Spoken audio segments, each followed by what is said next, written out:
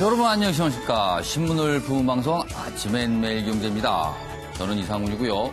지금부터 깊숙하면서 흥미로운 뉴스 많이 준비되어 있습니다. 시작하겠습니다. 먼저 일면 기사들이 준비되어 있습니다. 이쪽에 있습니다. 푸대접 받는 한국 증시. 아르헨보다 저평가돼 있다. 아르헨티나, 우리보다 경제력이 좀 한 수 아래로 평가받고 있는데 주식시장은 그렇지가 않다는 거예요. 기업의 순자산하고 그다음에 주가 수준을 비교하는 지표가 있는데요. 그럼 통상 같으면 1이 됩니다. 그런데 우리나라는 0.9입니다. 그러면 기업이 갖고 있는 자산 가치만큼도 주가가 안 가고 있다는 거예요. 반면에 아르헨티나 등 다른 나라는 우리를 웃돌고 있다는 겁니다. 뭔가 저평가되고 있다는 거죠. 반면에 미국 증시는 연일 최고치 이런 상황입니다. 자, 이번엔 조선일보 보겠습니다. 예고 없이 들이닥친 미국 방위비 협상 대표 이렇게 되어 있습니다. 누군가 하면요 여기 있습니다. 이쪽 사진 봐주시죠. 제임스 드하트 미국 국무부 선임 보좌관입니다. 방위비 협상 책임을 지고 있는데요. 갑자기 왔습니다. 우리 정부 당국도 제대로 파악이 안 됐어요. 그리고 여기 보시면 드하트 대표 어제 방한 정계 언론계 만나 방위비 인상 설득 나설 듯하다 이렇게 돼 있고요. 그리고 미국 국무부의 동아태 차관보 이쪽 사진입니다. 데이비드 스틸웰 여기도 왔습니다. 그러면 뭐 동시다발로 지금 방문하는 거예요. 그래서 이렇습니다. 한국 당란 미 외교 안보 경제 핵심 라인이 같은 날 서울에 집결한 건 이례적이다. 이게 우리에게 과연 좋은 일일까요? 아니면 좋지 않은 일일까요? 자, 다음은 한국일보 보시죠. 기사가 이쪽에 있습니다. 주요 대학 학종 합격률, 학생부 종합전형 합격률 대입 얘기입니다. 과학고, 영재고가 일반 고등학교의 3배였다. 높다는 겁니다. 훨씬 합격률이요. 교육부가 13개 대학 학종 실태 조사를 했고요. 어제 결과 발표를 했습니다. 그러자 나온 게 이렇습니다. 이 학종 합격률은요. 과학고, 영재고, 외고, 국제고, 그리고 자사고, 일반고 순으로 나타났다. 학교 유형별로 합격률에 서열이 나타났다. 이렇게 발표가 됐습니다. 그리고요. 교육부가 대학들이 혹시 전국의 고등학교를 등급을 매겨서 뭔가 차별하고 차등하는 거 아니냐. 이거를 더 적극적으로 보겠다. 이런 계획도 밝혔습니다. 자, 마지막으로 동아일보 보시죠. 이쪽에 있습니다. 자유한국당 얘기입니다. 영남 그리고 강남 중진들 용퇴를 해라. 아니면 험지로 출마하라. 한국당에서 터진 쇄신론이다. 김태훈 의원 3선 이상 용퇴하거나 험지로 가야 한다. 이런 주장을 했습니다. 그리고 초선 유민봉 의원 오늘 불출마 회견 예정입니다. 자, 이렇게 지금까지 일면기사 짚어봤고요. 오늘도 4분 나오셨는데요. 소개해드리겠습니다. 먼저 정웅갑 MBN 논설위원 자리하셨고요. 최양호 한국경제연구원 고문 그리고 현근택 변호사, 변원동 변호사 나오셨습니다. 안녕하세요.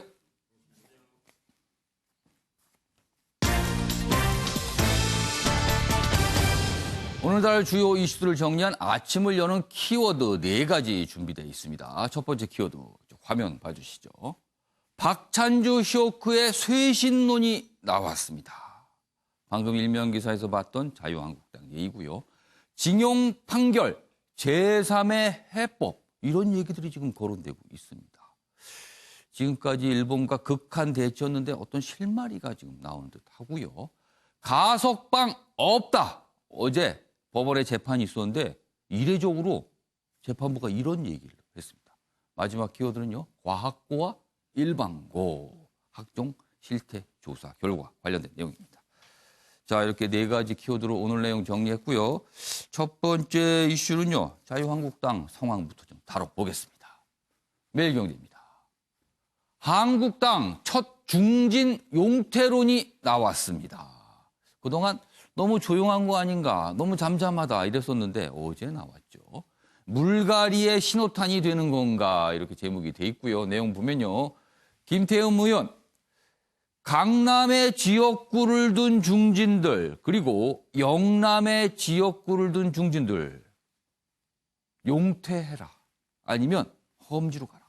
서울 강남과 영남은요, 이른바 자유한국당의 텃밭 중에 텃밭. 그러니까 이른바 그곳에 출마하면 쉽게 당선될 수 있다. 뭐 이런 평가를 받는 곳이죠.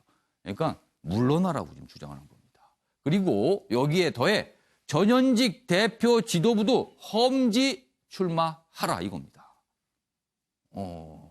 왠지 황교안 대표를 얘기한 것 같죠, 지금 여기 보면요. 당 안팎에서 대폭 물갈이 요구 불고 개혁 공천 이루어질지는 불투명하다. 이렇게 평가하고요. 그리고 신상진 의원 최대 50% 공천에서 물갈이 될 수도 있다. 이렇게 또 얘기했습니다. 그리고 비례대표 유인봉 의원 오늘 불출마 회견 예정이다. 내용까지 전하고 있습니다. 그리고 여기 보시면 서울 강남하고 영남 쪽에서 3선 이상 중진 의원이 누군지 여기 명단이 나와 있습니다. 이렇게. 이 명단에 지금 들어가신 분들 어떤 생각을 하고 있을지는 모르겠습니다. 관련 기사 하나 더 보겠습니다. 역시 같은 내용 전하고 있습니다. 인적 쇄신 무풍에 한국당 내부 폭발했다. 초재선 내일 중진 퇴진 모임을 가질 예정이기도 합니다. 역시 같은 내용 쭉 전하고 있고요. 뭐 원외 지도부도 예외가 아니다. 뭐 솔선수범하라 이런 주장이 있었습니다. 홍준표, 김병준, 김태호 등 겨냥한 것 아니냐. 이른바 올드보이라고 또 이렇게 표현도 돼 있죠. 자, 그러다 중진들 정치공학적 발상이다. 불쾌하다. 이런 입장, 반발하는 모습도 좀 나타났다고 합니다. 자, 그럼 여기서요. 관련 영상 확인해보고 이어가겠습니다. 특히 영남권, 서울 강남 3구 등 3선 이상 선배 의원님들께서는 정치에서 용퇴를 하시든가 당의 결정에 따라 수도권 험지에서 출마해 주시기 바랍니다. 원외 전 현직 당 지도부, 지도자를 자처하는 인사들도 예외는 아닙니다. 당의 기반이 좋은 지역에서 3선 정치인으로서 입지를 다졌다면 대인 호변의 자세로 새로운 곳에서 세상을 바꿔보겠다는 자세로 과감하게 도전하는 것이 정치인의 올바른 자세라고 생각합니다. 그러한 용기가 없다면 네, 어제 저렇게 용태론 주장이 있었고요. 오늘은 뭐 이제 일부 의원이 불출마 선언 그리고 또 용태를 요구하는 어떤 의원들의 모임까지 지금 있을 예정입니다. 자, 정갑 시장님, 자유한국당 뭔가 속도가 좀 빠르게 움직이는데 실제로 이 용태론 또는 험지 출마 주장들 관철될 수 있을까요? 어떻게 보십니까? 이제 매번 총선 때마다 나오죠. 그러니까 예. 뭐 험지 출마론이라든가 예. 다선 의원들의 잦은 뭐 용태 아니면 예. 또 다른 지역구를 옮겨서 출마를 해야 된다. 그런 예. 압박과 요구가 있는데 네. 결국에는 그것은 이제 지도부의 리더십의 시험대가 될 겁니다. 특히 이제 황교안 대표 입장에서 이 같은 어떤 용태라든가 인적 쇄신은 오히려 여당인 민주당에서 먼저 뭐 이철희 의원이라든가 예. 표 의원이 이른바 불출마 선언하면서 먼저 불을 당겼죠. 예. 또 총선 기획단 출범할 때 지금 이제 한국당과 민주당을 비교해 보면 예. 한국당은 뭔가 신선함이 덜하지 않느냐 이런 이제 비판들이 제기되는 와중에 예. 김태흠 의원이 이제 용태 문제를 들고 나왔거든요. 예. 저는 뭐 결국에는 피할 수 없을 것이라고 봅니다. 그러나 자발적인 용태를 생각하는 것은 굉장히 어렵다. 자발적으로는 어려울 것이다. 그럼요. 정치인들이 스스로 과연 몇 명이나 그렇게 할 것이냐라는 점에 대해서 저는 의문을 갖습니다. 예. 다만 전체적으로 어떤 당이 총선에 승리하기 위해서는 예. 결국에는 새로운 인물 영입이라든가 쇄신이 굉장히 중요한 부분이기 때문에 예. 그 문제를 어떻게 만들어 가냐에 따라서 내년 총선에서의 이제 승패가 가늠한다라고 볼 수 있기 때문에 예. 이 점에 대해서 당 지도부라든가 여러 이제 중지를 모아서 과연 어떻게 풀어나갈 것이냐 이것이 내년 총선에 굉장히 중요한 하나의 잣대가 되는 것이죠. 예. 그것이 결국에는 지금 황 대표를 둘러싼 여러 뭐 지도력의 문제점을 제기하고 있는 가운데 과연 어떤 행보 속에 어떻게 이끌어낼 것이냐. 그게 안 된다면은 황 대표가 과연 대표로서의 힘을 얼마나 갖고 있을 것이냐 이게 또 굉장히 의문이 제기될 수밖에 없거든요. 근데 한 가지 황 대표로서는 좀 쉽지 않다라고 보는 것이 결국 이제 대선에 욕심이 있단 말이죠. 그러면은 현역 의원들에 대한 눈치를 볼 수밖에 없습니다. 그렇기 때문에 황 대표가 예. 스스로 출마라든가 이런 어떤 다른 예. 입장을 가지면서 예. 그 같은 용태를 좀 추동해 나가는 그런 것이 필요하지 않나 그런 생각을 해봅니다. 그러니까 황교안 대표 입장에서는 굉장히 어려운 셈법이 지금 앞에 놓인 거네요. 과연 그걸 잘할 수 있을까? 그리고 자발적으로 험지 출마 또는 용태가 있을까? 이것도 만만치 않은 상황이라고 지금 설명을 해 주셨는데 최영호 고문님. 네. 일각에서는 이런 주장, 용태로는 뭐 험지 출마 주장에 대해 친박이 이른바 자유한국당 내에 주류라고 할 수 있는 친박이 황교안 대표를 흔드는 거다. 그래도 뭐 황교안 대표가 그거에 대해서 굉장히 좀 거부할 수 있다. 그런 가운데 과연 황교안 대표가 비례대표 출마가 아닌 특정 지역구, 이른바 좀 어려운 곳으로 본인이 출마할 가능성이 있을까? 뭐 이런 전망도 있거든요. 그렇죠. 이 두 가지입니다.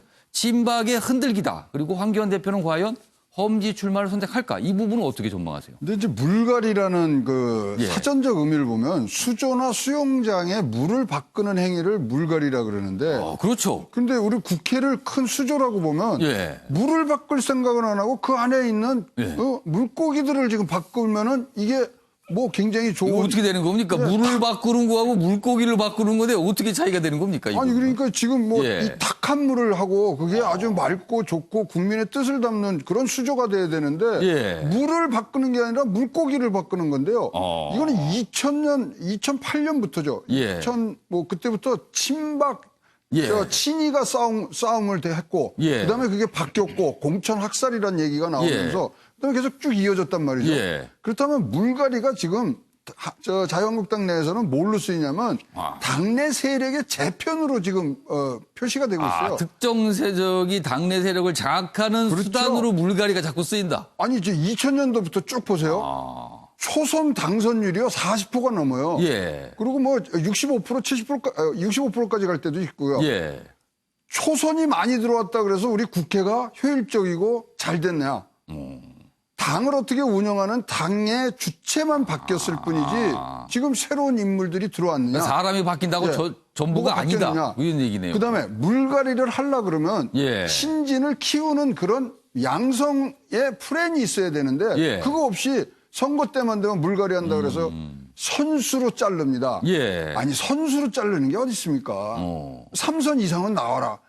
아니, 선수가 무슨 기준도 아니고 예. 그분들 거기까지 살아남으려면 진짜 당의 자산이고 예. 그 정치 철학과 정치 경험을 살려야 되는 부분들인데 이런 전체에서 지금 물갈이란 얘기로 해서 예. 물을 바꿔야 되는데 물고기만 바꾸려고 그러고 당내 세력이 한다니까 저게 먹히지가 않는 거예요. 그럼 물을 바꾸려면 뭘 해야 됩니까? 물을 바꾸려면. 아니 그렇다면 이제 우리가 YS나 DJ 때는 예. 물이 바뀌었죠. 예. 왜냐하면 문민정부로 들어왔고 또 여야 정권 교체가 있었고 이런 물이 바뀐 상태에서는 분명히 새로운 물고기들이 들어와서 예. 지금도 활동을 많이 하시는 예. 분들인데 그 시대적 사명을 잘 아셔야 돼요. 지금 물갈이 할 때가 아니고 예. 그러니까 이 고기를 바꿀 때가 예. 아니고 물고기 물의 바꿀 때가 수질을 아니고. 바꿔야 될 상황이라고 보기 때문에 예. 사실 뭐 황 대표가 비례로 나가든 안 나가든 이런 문제보다는 예. 그런 시대적 소명과 공정이라는 또 시대적 이 사명이 또 떨어졌잖아요. 예. 그것을 잘 끌어가는 게임의 심판으로서의 황 대표의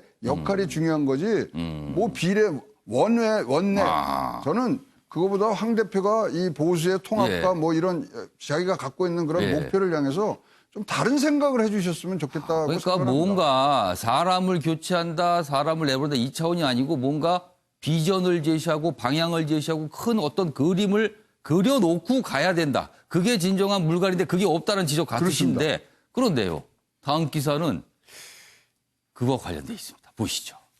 지금 최양호 고문께서 지금 물고기 문제가 아니라 물을 바꿔야 된다고 했는데 이거 쉽지 않다고 그랬거든요. 근데 비전과 방향과 관련된 건데 지금 저 이 기사입니다. 한국당의 모습은 이렇습니다. 박찬주 폭탄 맞은 황교안.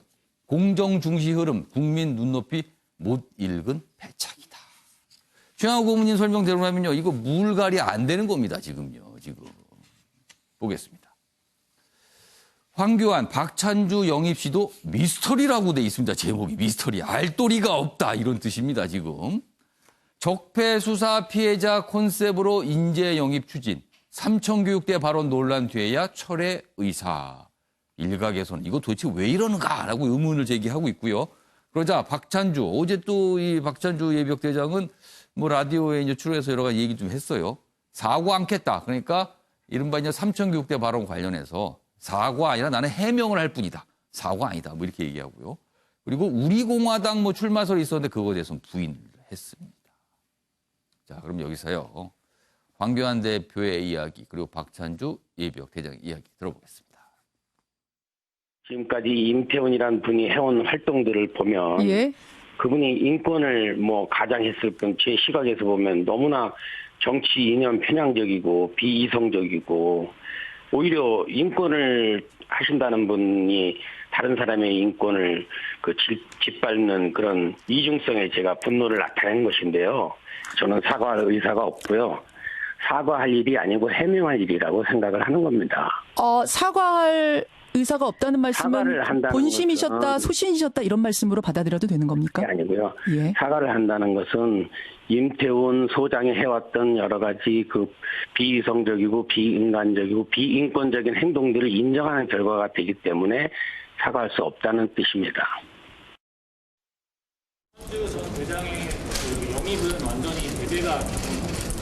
결국 국민의 관점에서 판단을 해야 될 것 같습니다.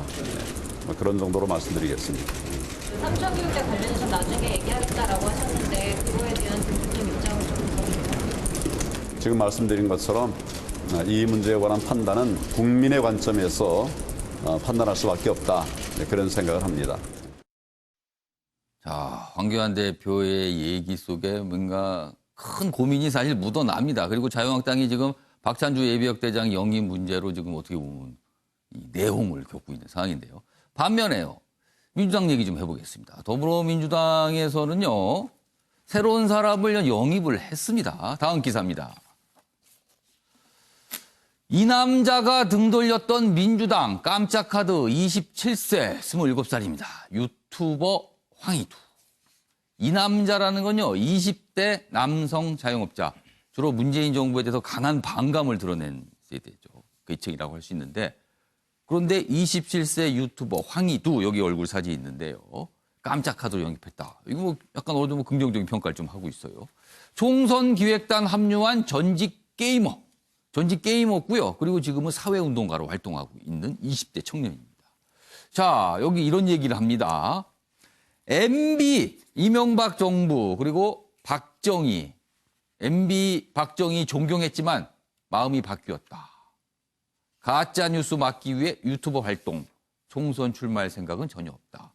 자, MB 박정희 얘기를 한 거 보니까 한때는 보수 진영을 지지했다는 뜻이에요, 지금. 근데 바뀌었습니다. 그리고 지금 민주당으로 간 겁니다. 여기 있습니다. 그 내용이 여기 좀 있는데 요거 좀 보시죠. 여기 보면 원래는 상당히 보수적인 편이었다. 이명박 대통령과 박정희 전 대통령을 존경했다. 그러나 서서히 바뀌어 갔다. 자, 보수 진영에서는 왜 바뀌었는지 대한 고민이 있어야 될 요 대목입니다, 지금. 자, 그럼 관련 영상 확인해보고 이어가겠습니다.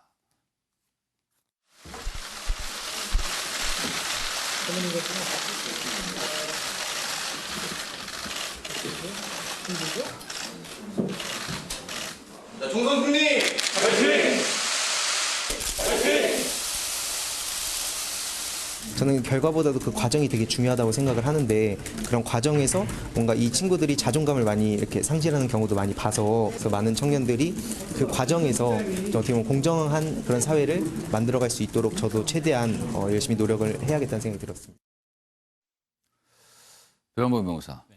먼저 박찬주 예비역대장 얘기부터 하겠습니다. 어제 뭐 라디오 인터뷰를 통해서 여러 가지 얘기를 했는데 그중 하나가 자유한국당에 입당하겠다. 그리고 천안에 출마하겠다. 네. 자, 그럼 어떻게 되는 겁니까, 자유한국당?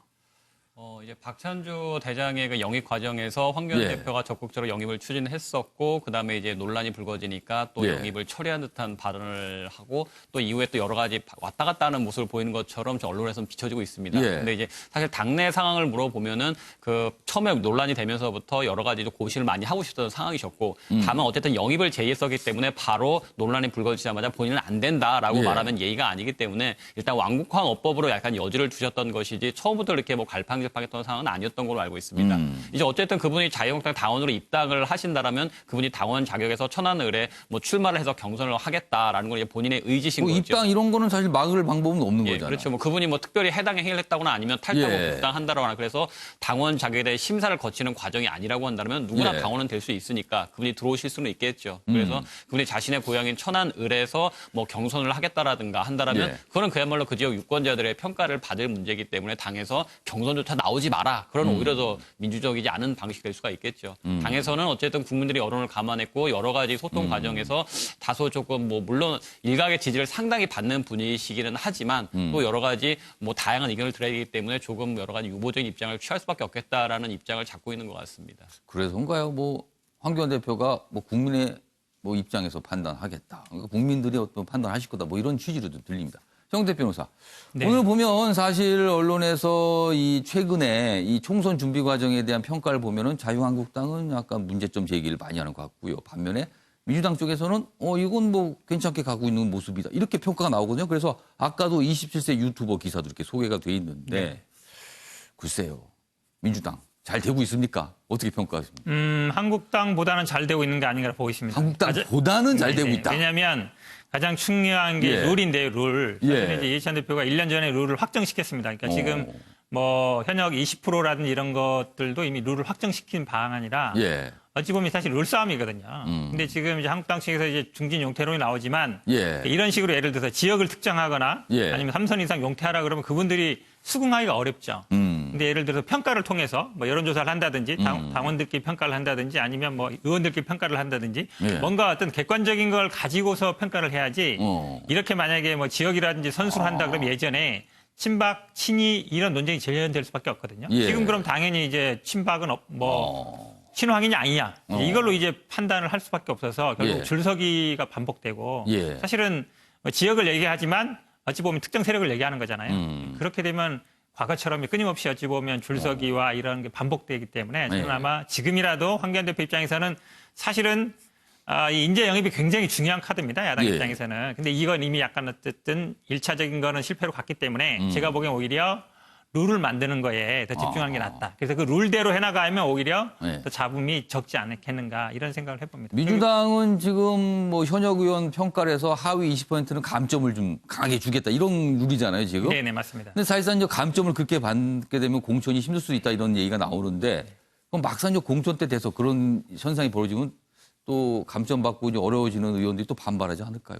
어떻게 보세요? 핵심적인 건 사실은 뭐 감점 주는 건 예전에도 있었어요. 예전에도 있었는데 하위 20%를 공개할 거냐 말 거냐 이제 그게 가장 큽니다. 사실상 공개하는 거는 그렇죠. 어떻게 보면 사실상 어찌 보면 이제 사실상 컷오프 역할을 하는 건데 이제 지금 컷오프는 없다 그러지만 하위 20%를 예전 같으면 그냥 캐비넷에 넣어놓고 공천 심사할 때만 마이너스 20% 주는 거였기 때문에 현역들한테 아주 큰 타격은 아닙니다. 왜냐하면 신이랑 붙어도 그 정도는 이겨낼 수 있기 때문에 50대 50이 않습니까? 당원 50, 여론조사 50이라 하더라도 인지도라든지 당원들은 거의 현역 의원이 잡고 있는 경우가 실제 점수보다는 그 명단을 공개하느냐 마느냐가 더 중요할 수 있겠네요. 그게 더 큰 건데 지금 아마 이제 뭐 공개 여부도 검토한다는 얘기가 나오고 있습니다. 공개한다 그러면 아마 당장 이제 지역 여론이나 여론에서 물러나라 이런 얘기가 당장 나오겠죠. 그러니까 이른바 가장 못한 하위 20%가 이분들입니다라고 명단을 보여주는 거예요. 그렇죠. 지금 128명 중에 한 10분 정도가 만약에 출마하지 않는다 그러면 118명 중에 20%면 한 23명 정도 되거든요. 그러면은 한 수명이 좀 넘게 그렇죠. 수명이 넘습니다. 그러면 아마 뭐 지금 그런 분들은 아마 굉장히 만약에 명단이 공개된다 그러면 근데 아마 공개 여부는 고민이 많으실 것 같아요. 예를 들어 공개하면 사실상 컷오프 역할을 하기 때문에 반발도 있을 것이고. 그래서 아마 이게 제 개인적으로는 이게 좀 이제 중진이라든지 뭐 386들의 좀 스스로 알아서 좀 물러나라. 아니면 이게 공개 명단에 들어있는 건 개인은 알 수 있거든요. 알 수 있으면 이거 공개하기 전에 물러나라든지 아니면 그런 식으로 진행될 가능성도 없지 않은가 보고 있습니다. 아무튼 이 선거가 다가오면요. 각 당별로 누구누구 물러나라. 그러면 또 내가 왜 물러나야 되나. 이런 싸움이 항상 벌어지는데 이번에도 역시 굉장히 날선 어떤 대립이 있을 수도 있겠습니다.